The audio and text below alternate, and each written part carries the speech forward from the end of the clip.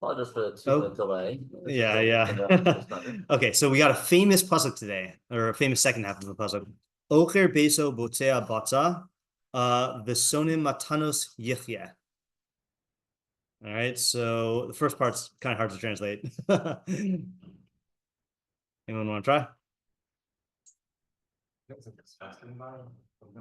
I know why you would translate it that way. I'll reveal it momentarily. Yeah, so achar as a verb is to stir up, disturb, or cause trouble, but I'm pretty sure that that's not the meaning here. I think there's a different meaning that actually has to do with water. Depends, actually, I guess it depends on what kind of water. Maim achurim, right? That's a thing. Dirty water? Dirty water, yeah, right. Yeah, so Ocher Beso, I think, is he, what was it? Yeah, I think my favorite word here, I don't know if I'm getting this from our school, he sullies or corrupts or pollutes his house. Okay. Now, Botzea Batza is difficult to translate. Before I show the BDB translation. I can't know our school's translation for this. It's Sully's house. Sully's house? Okay, yeah. What are you saying?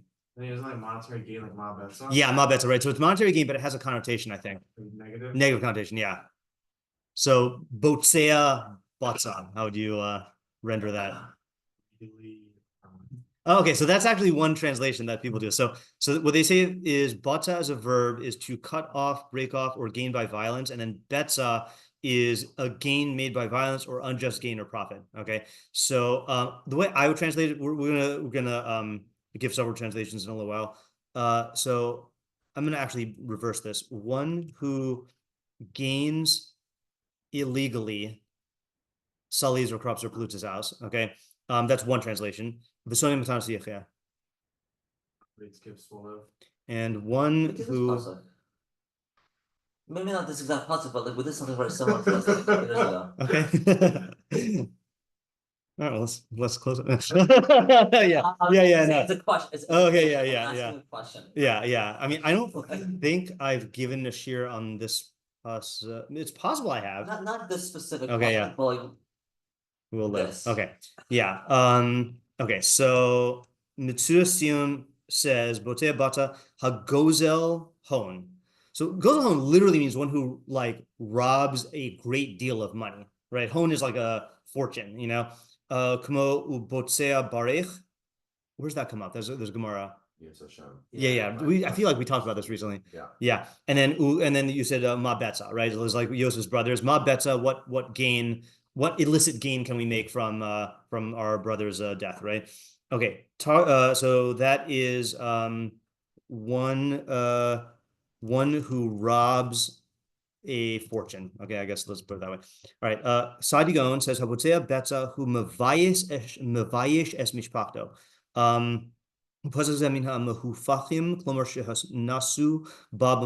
Okay, I think that just means you read it backwards. So it means he says shames his family. Okay, that's how he learns corrupts his household. The definition, or are you saying it's a result? Mevayish es mishpachto, I think, is the result. That's the predicate. The subject is one who botzea batza, and then the predicate is embarrasses his family. Does it say achar beso is? I think so. One who botzea batza. We don't know how he's translating botzea batza. Shames his family. Okay. Targum, I think I got this right. So movid bese mechanish mamon. One who mamudishkar, one who gathers money. I don't know if this is literally through falsehood, mamudishkar, or like illegal money. I don't know if that's just an idiom. I'll just say money through falsehood. Destroys his house. Okay, the movie is like from Avad. All right. Udasane mohaviasa demagin yeche. And one, so here we have a machlokas, ChatGPT, and Jastro. Okay, so I didn't know what demagin meant, right? So I looked it up in the Jastro. Oh, so no, I had ChatGPT do it first, and it said that magin meant to shield, right? And I was like, that does not make any sense. And so I looked up in the Jastro, and it says here, we actually have a Jastro jackpot. Magin is grace, undeserved gift, or for nothing or in vain. Targum of Mishlei 1527, right? So I would translate it as not gifts that protect, but one who hates gratuitous gifts. Okay, like gifts that are given for no, I mean, I don't know how you want to translate in vain, but will live. Okay, fine. Okay, then you got Art Scroll. It says one who gains through greed. That was like what you were saying, right? Sullies his home, but one who hates gifts will live. Rehearses the man greedy for gain troubles his house, but he who dislikes. I like how he says dislikes, right? I mean, hate is a strong word, right? But yeah, maybe hate is. It does say that, but it also says what's another good proof that Sonia does not have to mean hate. Yeah, and a more specific example of that, Leah, right? Leah was hated, right? But then the next pasuk says that he loved Rachel gam mi Leah, which meant that he did love Leah. So how can she be hated and loved? So the meforshim there explained that hated does not mean hated; it just means like dispreferred, right? So I think dislikes is also a good translation. I'll put that in to ours. Dislikes gifts. Again, and Alter says he blights his house whose gain is ill-gotten, but the hater of bribes shall live. So he translates it as bribes. Now, I'm open to saying that this is an interpretation, but like matana, I say literally translates as gifts. Like so I don't like translating it as bribes. But yeah. Okay. Maybe so the first half is Botzea Botza. That's why I was trying to make it a negative thing. Yeah, that could be right. Meaning that if the Botzea Batza is a form of, let's say, like bribery or whatever, then maybe the hating of gifts could be okay. I think there's another translation of Matana here as Qatari airplanes. No one gets it. Okay, fine. All right. Yeah. All right. Yeah, I found it very interesting that this pasuk is this week. Like, I feel like this is the most egregious example that we've ever seen in our lifetime of someone like where everyone's like roundly criticized, saying like you should apply this pasuk, but whatever. We'll have to determine how this turns out. What was the case? Trump accepted a $400 million luxury airplane from Qatar. He accepted it? I thought they wouldn't let him. Oh, I thought he did. Oh, I don't know. I think people objected to it, but yeah. Can't do it. Well, I thought he wanted to do that. I didn't let him. Oh, I don't know. I only saw the headlines yesterday, but I didn't see how it played out. Yeah, or 2 days ago I saw the headlines. I didn't see how it played out after that. Okay. Anyway, okay. So questions. Yeah. So the first half of the question, the first half of the pasuk is like, what if the whole house is corrupt? Like, how are you gonna Okay, so sort it out? that's a good question. It's like, so what? For the first half.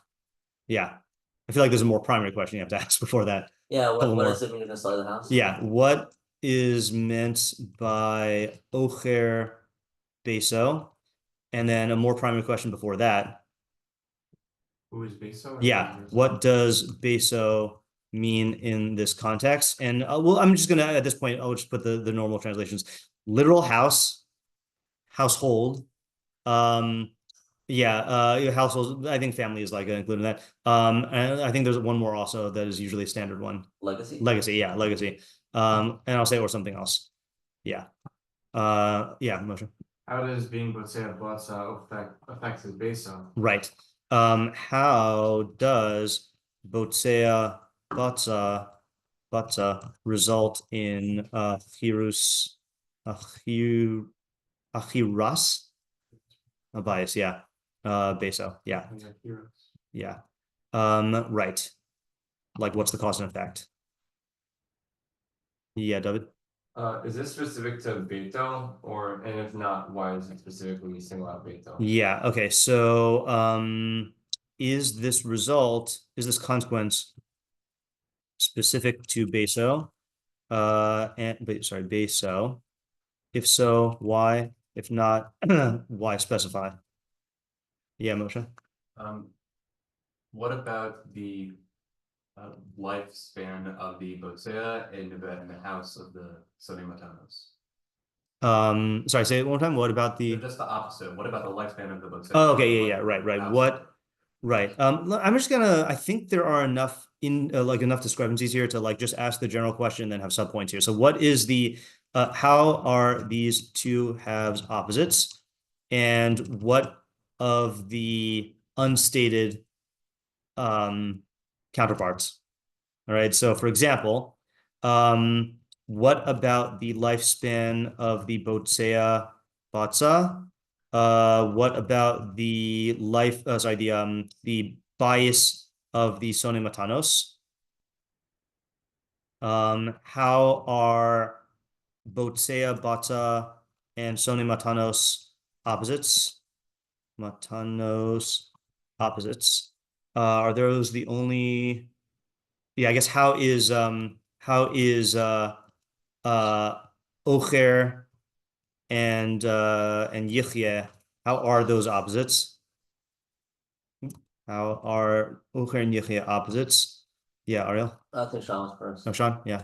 Yeah, well, not within the opposites, but how does being Sona Matanos lead to you Right. being Ethan? Okay, so yeah, how does Sone Matanos result in Yichye? What is the cause and effect? Yeah. Yeah. Well, what's the case of Botsea Batsa? Right. What Yeah, are the we didn't. parameters? Yeah, we didn't ask that. Right. What does Botsea Batsa mean? What are the parameters? Yeah, quite vague, especially if it's greed, I guess. Yeah, David. Two things. One, does it have to be opposites the two halves, or is it possible to have just one, like two different Yeah, facets? so if they even are. Yeah, I mean, I assume so. The default assumption definitely is that they're opposites, right? That's how Mishlei pasukim tend to work, and especially if it's stated with a good and a bad, then you kind of assume that they're opposites. But yeah, so I guess if they are, yeah. And then also, is it specifically if one's Botsea Batsa, then they're Okabeto? Say if they were to gain all this money not in illicit means, are they going? Is their house then not going to have this Okair effect? Interesting question. I'm just trying to think if that is a good question or not. The only reason I'm doubting whether it's a good question is because I tend to not assume when Mishlei says a good or a bad consequence that it's saying this is the only way this comes about. I don't know if there's a logical reason to say that. Meaning you're asking In this context, in this context, meaning I don't see anything in the pasuk saying that the only way to corrupt your house is through Botsea Batsa. yeah, That's what you're asking, right? effectively, yeah. Yeah. The same way, like I'm thinking there are many things that can make you yichya, Sure. and so like to me that's like equivalent to asking the question of like why aren't all other ideas related to this in this pasuk? Like kind of like not exactly that question, but like Yeah, that's a little bit different because I think that more than just like in general, why not anything that will make you live, let's say. Because I think that they're very, very similar in length to making, say, lots of money and through either illicit or non-illicit means. And I think depending on like say how other people look at you, maybe it'll be different because of the way you did, maybe it won't. Yeah. So what I will be willing to grant here is what is the cause and effect, and I guess like I guess how is this effect confined to this cause in this context? Meaning like if you gain money through some other way, but yeah, Isaac. I have two questions. Yeah. I think you just ask one. Why is the second half so extreme? Yes, I think that's a good question. Yeah. Right. Sone Matanos is there's like that's it's an extreme of whatever the spectrum is, but Yichya is like a basic thing, not like some excess good. It's like if you're not Sone Matanos, are you not gonna live? Yeah. I also want to ask what does Sone Matanos mean? Yeah. Right. Is this just an emotional attitude, or is there some like I don't know decision making? Is there some like I don't know like action associated with it? Like in other words, is this telling you that when your family and friends give you birthday presents, you should just accept them with like this hatred on your face. Like, you know, I presumably it also means that you don't accept it, but like, you know, yeah. Did we ask what does live mean here? No. And also we did ask how does this result in that, but we did not ask what does yichya mean in this context. And typically there are 3 go-to meanings in Mishlei. Freedom. Whatever. Yeah, what are the 3 basic meanings here? Survival. Okay, survival. I'd say prolonging your life. Survival sounds like there's a threat, you know, and like you made it out, you know. Yeah, olam haba, which is typically not the direction we take, but other meforshim take that. Or there's one more in olam hazeh, I think. Better life. Yeah. Quality of life.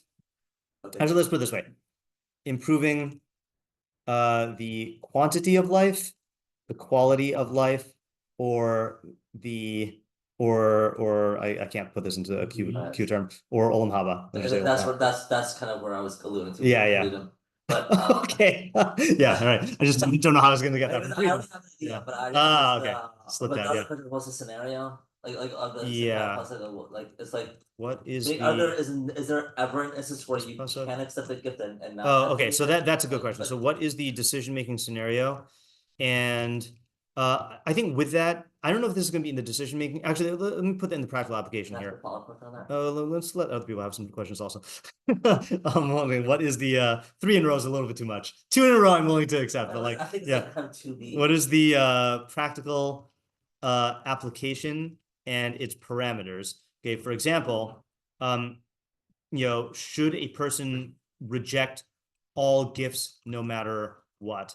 Yeah, Joshua. It was actually very similar to this, but yeah. it was kind of just like, what are we differentiating between different kinds of matanas? Like, yeah, we didn't ask that yet. Versus a bribery, versus like a bribery kind of gift. Versus a like different kind of matana. What kind of matana is this talking about? Yeah, Isaac. Is there a middleman? Is there a middleman? Someone who isn't gaining illegally, but also just happy. Yeah. Okay. So that's a good question. So what about what about the middleman? Someone who is not gaining, is not botei batza, and also not sone matanos. Yeah, I mean, like I feel like most people would probably, if they were to categorize themselves, they'd say they're not either half. Right. Yeah. I mean, what I would say here is that there is a middleman, but it's a weird thing. Sometimes we ask that question because we don't know which side of the consequence it would fall out on. Here, it sounds like if you are neither, then you won't be yechia and you won't be ocher beso, right? We still should understand it, but just for clarity's sake. But I don't think it's a problem. Yeah. Right. Just a shaila. Yeah. Yes. So for the second half of the pasuk, meaning, is it on him? Like, will he live because by him not taking the gift, he'll be better? Or is it because of someone else will overpower him because he took the gift? Or is it dependent on the other person? Do you mean like, is he the cause of the extending of his life? Or is it just that which would have shortened his life is not going to shorten his life? Yeah. Okay. So I'll just tack that onto the question of how does this work? Okay. Like, is he directly extending his life, or does his rejection of the matana, or I guess does his sinas matana prevent his life from being shortened? Yeah, that one I got in there. Yeah, when I heard you ask about the decision making scenario, I was like, yeah, might as well. Yeah. For ideas, I can say Ariel's idea. Oh, challenge accepted. I'm actually willing to correct. Yeah. Okay. Hold on. See if you're in line with my idea. Yeah. All right. Because it's something recent that happened, but you can go. Okay, hold on a second. Let's just see if we got all of them here. I feel like we're almost. We got almost. Okay, basically, the sonu matanos yichye. I feel like we got almost all the questions. Yeah, you have another question? Just one other question. I don't know if you want here or not. Because the second half is such a famous thing. Yeah. What new insight does this give us to the second half that we talk about all the time that we never really hear about the first half? Yeah. All right. Yeah, I think that's a good question. Oh yeah. Is it quoted because it comes up in some like memra that people also quote, or just people just know the second half? Like is Rashi? There must be some Rashi on Chumash somewhere that. Oh, is it? Is it? Do you anyone think he quotes it with Abraham and the purchasing of the Maras Machpelah? Oh, probably it's probably. I feel like something like that. Yeah. It's not that, Or maybe before that, where he was gonna take a gift, where they offered him a gift, but for payment he didn't take it because Right. he wanted to be from God. Yeah. It could be one of those two. Why is the second? Why? I know that's not what you're asking me. Why is the second? Is the second half more popular than the first, right? And does this give us any chiddush into the common invocation of the second half? I just remember learning something similar to the second half, like within the past couple of years. In Mishlei. Yeah. One just side point that I find ironic about Mishlei is it seems to me, and this is I haven't done any like studies on this, seems to me that Pirkei Avos is quoted more as proverbs than Mishlei is. So whenever you get a Mishlei that's actually quoted as a proverb, it is like, yeah, I mean, that's what it's for. But like, people seem to always quote Pirkei Avos like a lot more than Mishlei. Yeah, strange. It might just be also because they're I don't know, like it's totally possible that because of the long-standing minhag to learn Pirkei Avos between either Pesach and Shavuos or over the summer, then people became the Hamon became more familiar with Pirkei Avos. And there's just we never read Mishlei, so Also, Pirkei Avos is more. It's even more accessible than Mishlei. Yeah. In like surface understanding. Correct. Yeah. The Mishlei Psukim from chapter 25 through like 29, those are more quotable and readily like some idea will register in your mind when you read it, but 10 through 24 tend to not be like surface level like useful, yeah. But they also teach Pirkei Avos in elementary school. That could be also, yeah. I don't know when that started, but that could be, yeah. Okay.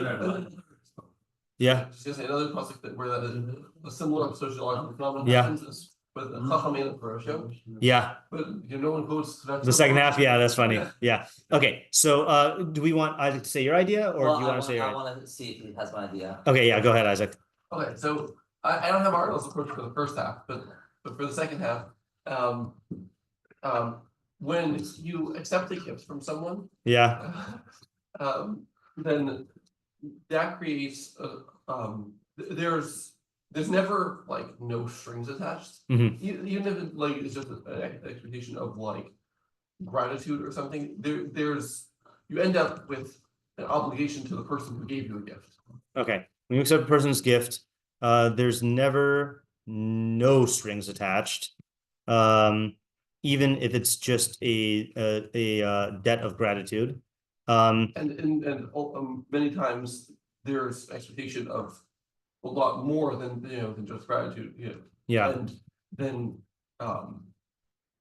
and so the only way to avoid that is by hating gifts and not accepting. Okay, right. So have that freedom. Right. Yeah. Oftentimes there's an expectation of reciprocity. And the only way to avoid this entirely is to now. Are you saying Dabka hate, or do you just mean like or you just mean like to not accept gifts? Well, it's not accept gifts, and it's expressing it as hate because it's like because I think it's this is a long-term consequence. Yeah. And if the person is if that's real. If the Chacham has enough Verosha. Yeah, exactly. Yeah. Then that would be real to a person, and so they will take it. Right. So these are long-term consequences of all gifts. And if that's real to a person, he'd hate gifts naturally, right? Yeah, right. Because of the and there's I think it's also something of the I'm injecting this here, the uncertainty of what you owe, right? In other words, if it was a very, very, very clear thing where someone gives you a gift and you knew exactly what they expected in return, you could just give it and then it'd be like any other exchange. But because it's just totally unknown, like this person, what did I had an example? Yeah, someone I heard, it was funny. I mean, not funny, but like the cleaning woman of my principal, Mrs. Eisman, when she lost her son last year, when Mrs. Eisman lost her son, the cleaning lady like delivered flowers, or like brought her flowers and like left it at the house. And then and I happened to be there when it was just the cleaning lady, and she said like, I didn't even get any thank yous, like, you know, and she was like reading all this stuff into it, and I was like, probably because her son just died, and like there's probably a lot of stuff on her mind. But in this woman's mind, it was like, I'm owed like a thank you of a certain time, you know, like it was a completely like irrational calculus to make, not completely, but like, I don't know, it's just like she was in her mind, there was a certain thing that she was owed by this, even though she was doing it as a gesture of, you know, it's just to me, that was like a messed up example that just came up to mind. Okay, so is the wind still in your sails, or did he take it out? And then it happens to be along the lines of the idea that I'm thinking about. Yeah. I just don't know. I just don't know if I want to take a stance on even not accepting debt of gratitude. Yeah. Because I think you could give a gift for gratitude. I don't think you're. I don't know. Okay, so you say your idea, pretend you didn't say anything. I'll start with the first half of the pasuk. Yeah. I think that it's I think it's clear that, you know, like, of course, if you take something illegally, you know, I think illegally means there's something that's not, you know, in line with, you know, the law. Yeah. You know, because it can open up the doors for, you know, issues in your household or whatever you're trying to build, whether, you know, it's like a business or your family or whatever. You know, like if people catch it, you know, it'll to me that first half is very prescient. Yeah. You know, but I think just to explain a little bit further on the second half of the pasuk, I think it's, you know, the reason why you shouldn't take gifts is because I do think that people in general, it's like, you know, it's kind of like, it's a little counterintuitive, like people want to do good for other people because it kind of goes back to you. It's like, it's kind of like reciprocal. Yes, it's kind of like a similar Mishlei idea. You know, like I do good for someone, like, and like eventually it'll, you know, it'll come to you. Yeah. That is, it's funny. That's not a bad thing. Right. That's not a bad. That's thing just at how all. people think. That's just how people think, Yeah. and like it's kind of. But I think the issue is that I think people can take it to the extreme. I think people rely on that so much that it's like what you said earlier. It can really distort your own perception and how you view the world, and it can exaggerate everything. And you can, you know, kind of like, just because of the act of giving something, you can, one, from the person giving the gift, oh, you owe me something, and or I'm not sure yet, but the person receiving the gift, he may feel, oh, I now have to do something for this person. You know, and in that sense, like it's just better to not be put in a situation like that, because, you know, because it could also affect your reputation too. Oh, I did something for him, and he's not giving me any credit for it, and like it's just not So what I'm amused by is it sounds like unless I'm misunderstanding, it sounds like the problem that you're saying would also extend to any involvement in gifts, whether giving or receiving. And what's amusing about that is it is funny that the pasuk does not say one who hates receiving gifts, even though I think that's the plain shot. It just is one who hates gifts, you know? Yeah. So like, are you saying that this goes both ways? It's a good question. I don't know, because like I mean, look, I think if like Rav Pesach gave a gift, I don't think he would, you know, I don't think this pasuk would apply, you know, like you know, I think that to answer the question, why is it so extreme? I think it needs to be extreme because most people, majority of the people, think this is a good thing, but you could fall into this trap of, you know, not recognizing who you're dealing with, and it could be very chaotic and very problematic. So I think if you know the person, if you know the relationship, and if there's clear expectations or whatever, then like it may not be a bad thing. You know, I don't know, like I'm gonna give a gift to my client because he helped, you know, because he gave me the opportunity to sell his house, and give me a housing gift. But like, I am a little unclear on your idea though. So I understand Isaac's idea where someone gives you a gift, and because it comes with strings attached, you don't want to get tangled in those strings. So how would you differentiate your idea from that? In other words, because Isaac's idea is also based on this notion that people have like an expectation of reciprocity. I don't think I'm making a distinction. I'm just going further. So how are you going further? By explaining like this human nature behind it. Okay.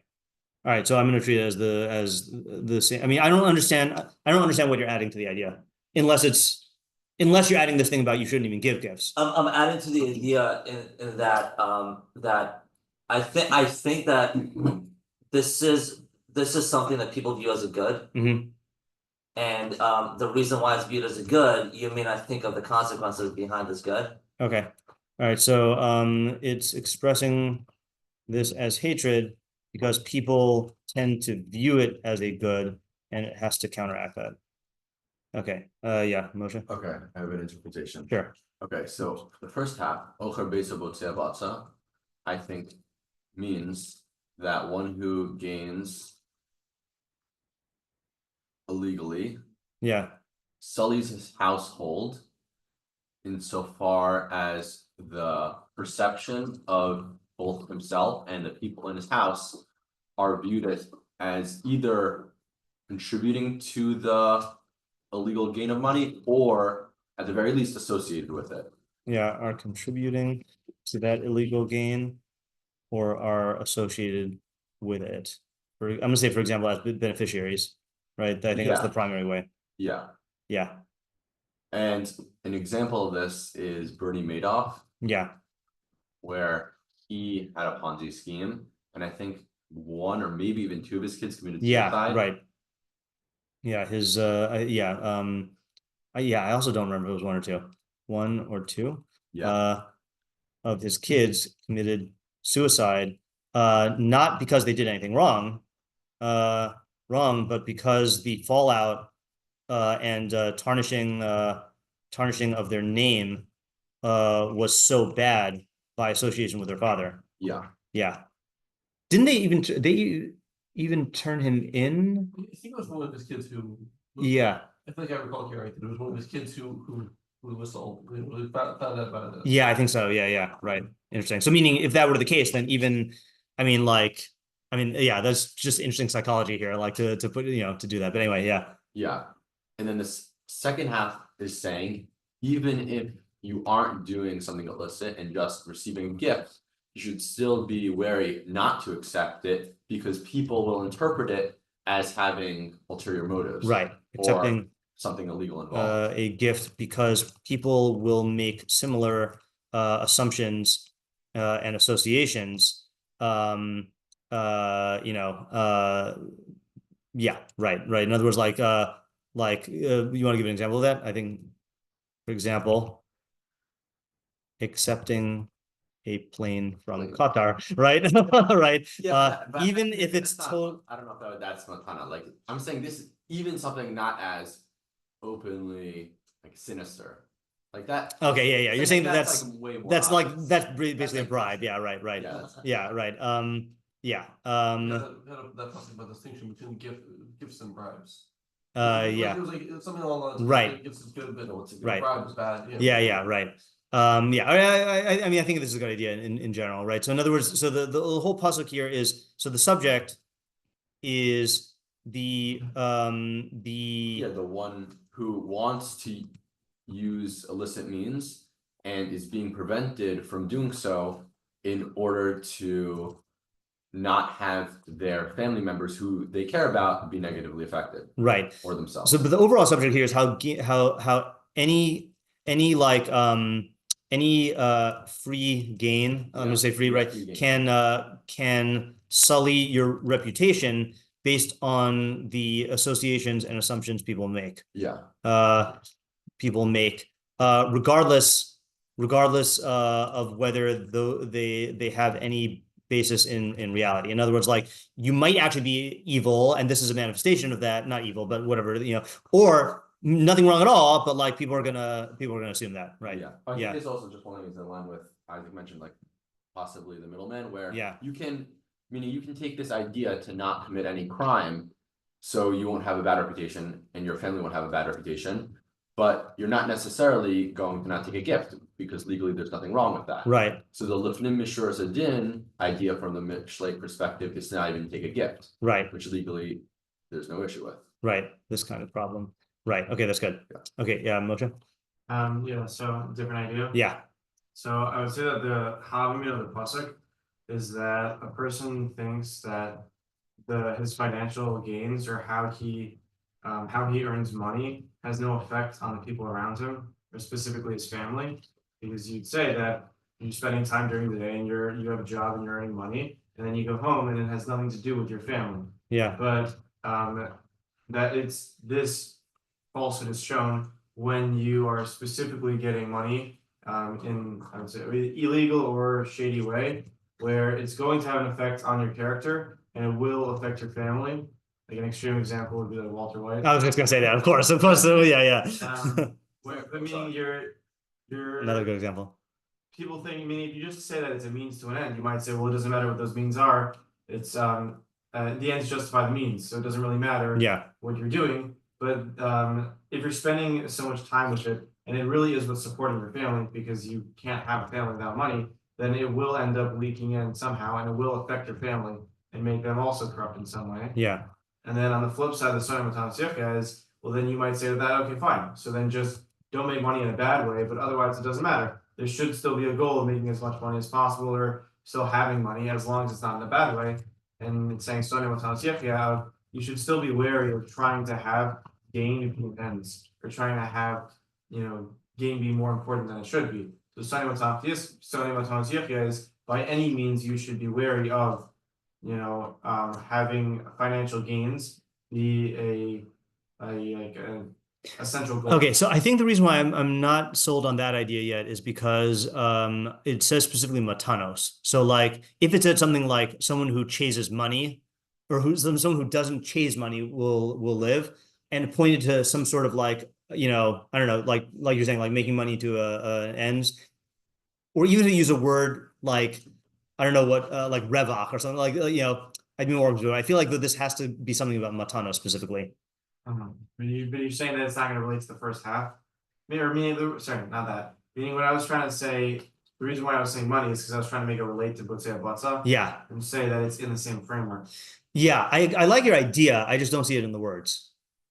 Because of the matana thing. Yeah. And I think there's still hope that you can maybe get the idea. So can you say what he's saying? Yeah, he's saying that that a person, let's say like the mafia guy, who his family is totally uninvolved in his business, and he goes and does his mafia stuff, he might think to himself like, I'm engaging in crime as a means to an end, right?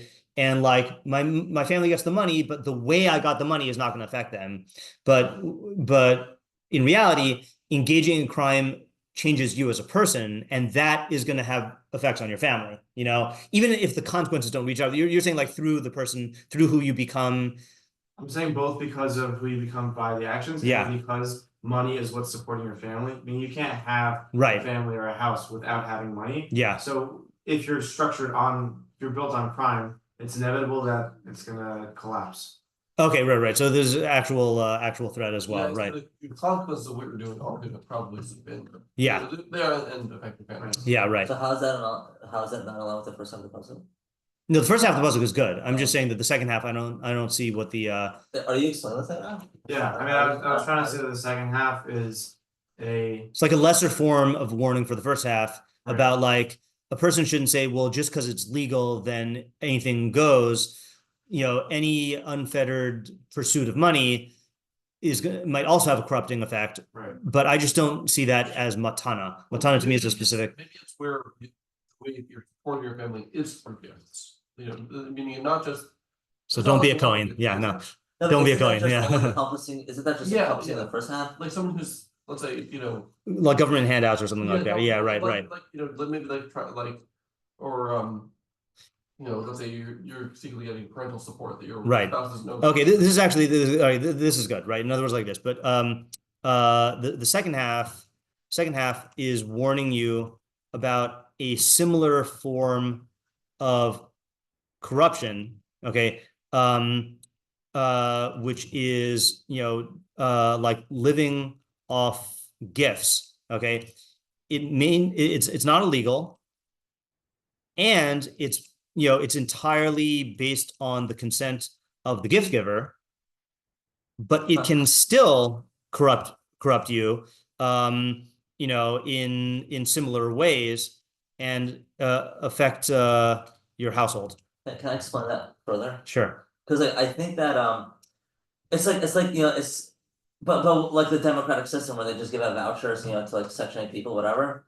So on the surface, it's legal, it's okay, you could take it as a part of the system. But I would say even further than that, I would say like, is that really sustainable? Like I think that maybe on another level on this idea is like just like the first half of the puzzle, like it's not sustainable because like not just because it's illegal, just because it's just gonna fall apart because of its unsustainability due to like the technicalities of the process.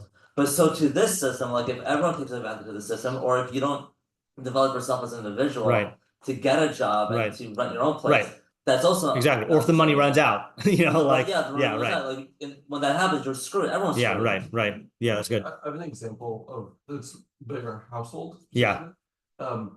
Let's say the example of parental support. Yeah. Let's say families relying on doctor's parents.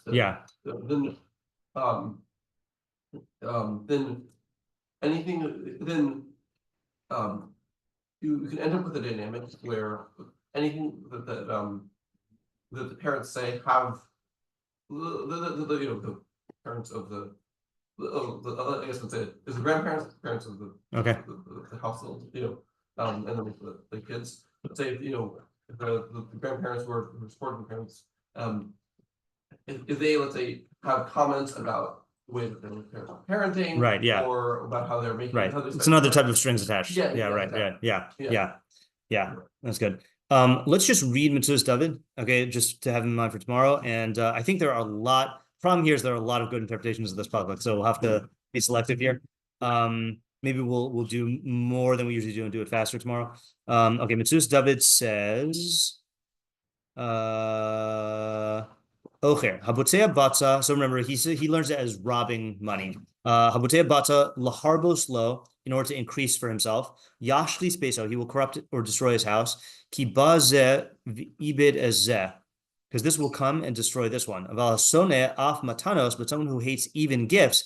Ki yishan bashem, because he relies on Hashem, as hamakom yitain lo, then God will give it to him. I'm mixing up two meforshim. I don't remember reading this. Hamakom yitain lo od chaim, mash ein biad adam lases.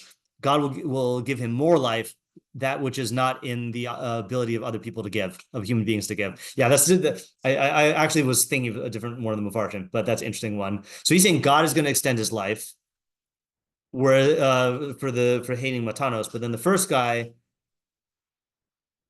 What does he mean? Ki ba zev ibet ezeh. I think that the Botea Batza is going to come and destroy his house. Meaning he'll get the bets up, but then it'll destroy his house. Yeah, right. Okay. All right, so we'll have to think about this for tomorrow then. There's a bunch of good meforshim though, so we'll definitely have stuff for tomorrow. I had more I thought for the first half of my vision.